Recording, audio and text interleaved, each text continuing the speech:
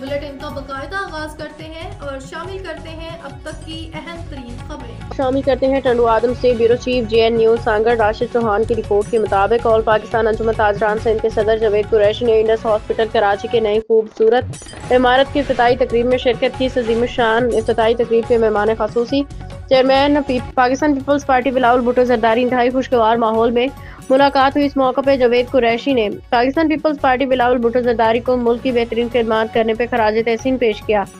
انہوں نے کہا کہ بلاول بھٹو زرداری ملک پاکستان کا اہم احساس ہے اور آج یہی وجہ ہے کہ بلاول بھٹو زرداری ملک کی عوام کے دلوں میں راج کرتے ہیں۔ ملک کی عوام کو ان کے تہہ دل سے چاہتی ہے کیونکہ پاکستان پیپلز پارٹی کا منشور ہے کہ عوام کو انصاف سہولیات فراہم کی جائیں۔ بلاول بھٹو زرداری اپنی والد محترم شہید بینظیر بھٹو صاحبہ اور اپنے والد آصف علی زرداری کے نقش قدم پہ چل کے ملک و قوم کی خدمت کر رہے ہیں، جو کہ خوش آئند بات ہے کیونکہ انہوں نے ہمیشہ تاجروں کے مسائل کے بھی حل کیے اور تاجروں کے تحفظ بھی فراہم کیا۔ تاجر برادری بھی ان کو خراج تحسین پیش کرتی ہے۔ اس موقع پہ وزیر اعلیٰ سندھ مراد علی شاہ چیئرمین اور دیگر موجود تھے۔ اس موقع پہ آل پاکستان انجمن تاجران سندھ کے صدر جاوید قریشی نے وزیر اعلیٰ سید مراد علی شاہ اور ان کی پوری ٹیم کو سندھ کی عوام کی بہترین خدمات کرنے پہ خراج تحسین پیش کیا۔ Rashid Chauhan, bureau chief J N news سانگڑ۔